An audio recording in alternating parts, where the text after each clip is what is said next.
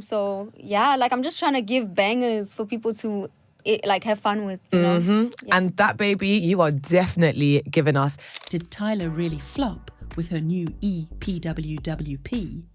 That's the question flooding the internet.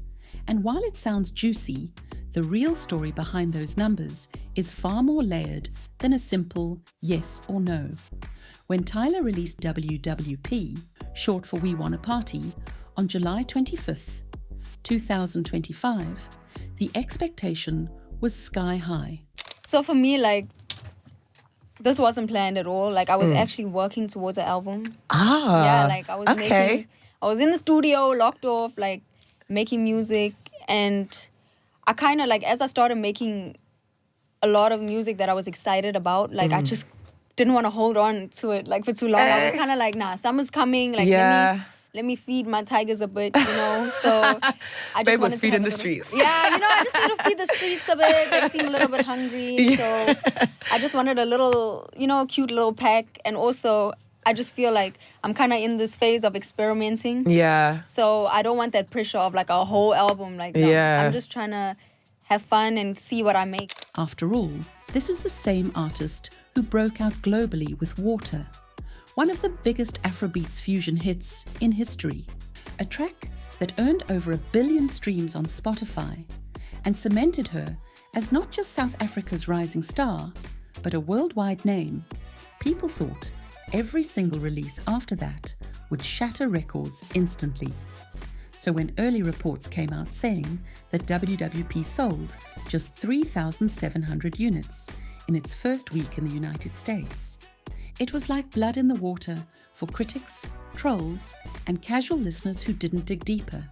Tyla Flopped trended online, memes were made, and a narrative started spreading that maybe her career was already on the decline. So this one, I just really felt like I wanted to talk about it. You know, like just speak about how for a while I just felt like, damn, like relax. Like relax. Pipe down. We say like, pipe down. Like pipe down, Yeah, pipe like down, chill. babe. Yeah. You know, like Mac. Yeah, Mac. But this is where the conversation takes a turn, because those numbers only tell a fraction of the story. And in today's streaming-dominated world, they don't actually define whether an artist is winning or losing. To really understand this, we have to unpack what those numbers actually mean. First off, WWP isn't a full studio album. It's a short EP, only 4 songs long. Out of those 4 songs, 2 had already been released before the EP dropped. That changes the entire dynamic. When fans already stream singles separately for weeks or months, those streams don't always get counted into the first week EP sales the same way. So when chart data announced on X that Tyla had only moved 3,700 units, that figure wasn't capturing the full impact of how people were listening to her music. And here's the thing, EPs almost never perform like albums in pure sales. Even Wizkid, one of the most successful African artists ever, released a 4-track EP called S2 in 2023 and sold about 4,500 first-week units in the US. That's actually considered the record for an African EP debut. Tyla's numbers with WWP weren't far behind, and when you look at the big picture, they fit right into what you'd expect for this kind of release. I don't know, like, it was just getting annoying. Like, I hate people in my business. Like, that's one thing I've always hated. Like, stay in your lane. Real. You know, so I kind of had to get used to just people being interested, you know, and I kind of embrace it now, but at the time, I felt like, damn, like, you're going to analyze every little thing I do. Right.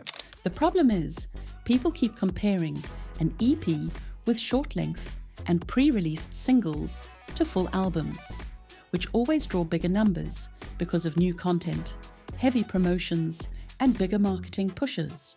But the biggest misunderstanding here is how the industry has changed. A decade ago, physical and digital sales told the story of whether an artist was winning. Now, streaming has taken over, and that's where Tyla is thriving. On Spotify alone, WWP collected over 44 million global streams in its first week. Within 2 weeks, that number jumped to over 62 million. Think about how wild that is. A short EP with half its songs already out, pulling in tens of millions of plays across the world in days. Those streams matter way more than a few thousand traditional unit sales, and they actually give us a better picture of how far her music is reaching. The way Billboard and the industry translate streams into chart metrics also clears up a lot. Basically, 1,500 on-demand audio streams equal one album unit. So when you take those 62 million Spotify streams and run the math, you're looking at the equivalent of around 40,000 album units. If we include Apple Music, YouTube, and other platforms, that number only grows. And suddenly, the idea of her selling 3,700 units as a flop looks ridiculous. It's not that people aren't listening, it's that they aren't buying the EP outright. Because fans today just don't purchase music the same way they used to. Why buy when you can stream endlessly on platforms you already pay for? That's another key factor. A lot of fans, especially in Tyla's biggest markets, simply don't buy albums or EPs anymore. They pay for streaming subscriptions like Spotify or Apple Music, or they use free platforms with ads. Apple Music streams pay artists more than Spotify, and YouTube pays the least, but combined, the reach is massive.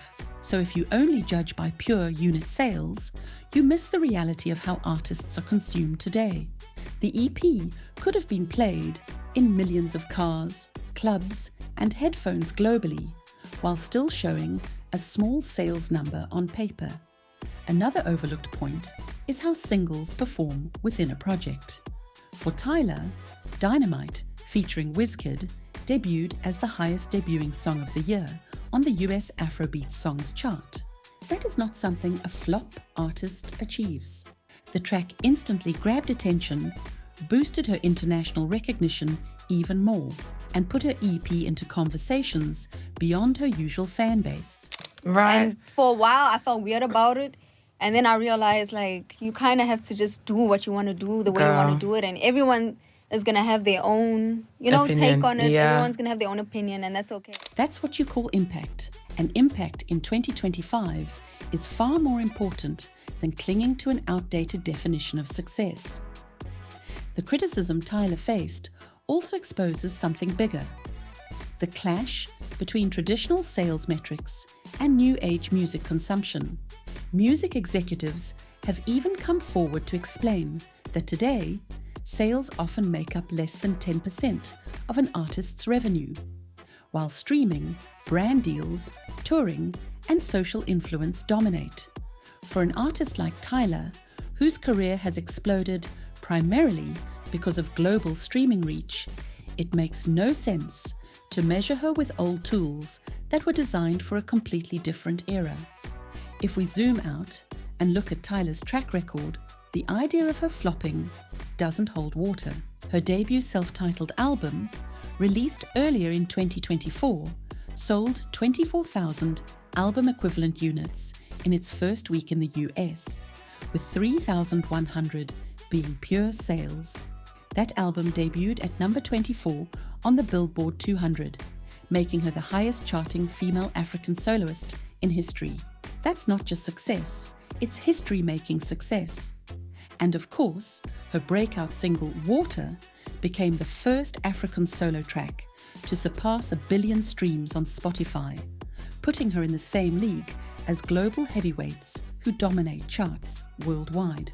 So what we're really looking at with WWP is not a flop, but a case study in how easily narratives can get twisted when people ignore the bigger picture. A 4-track EP with 2 previously released singles was never going to sell like a full album. But in streams, in reach, and in cultural impact, Tyla is still one of the most important rising global artists of her generation.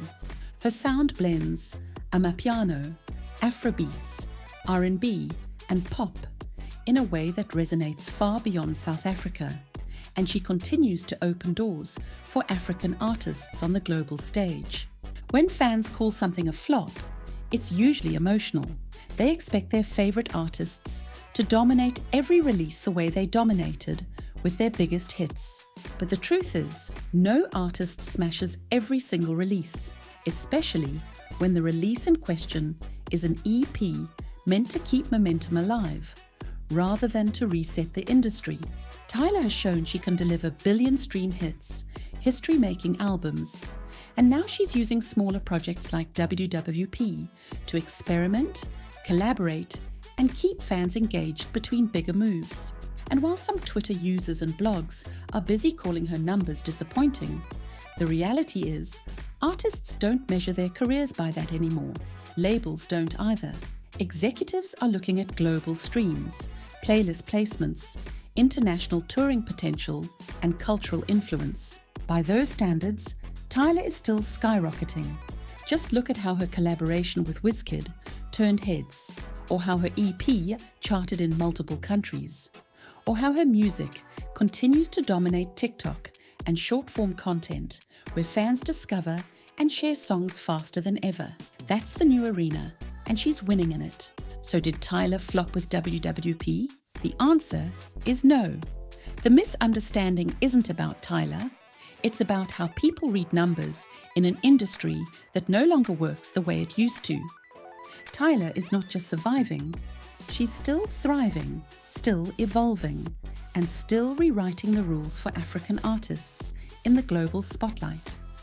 The only thing that flopped here is the narrative people tried to push without actually looking at the facts. And that's the real story behind all the noise. What do you think?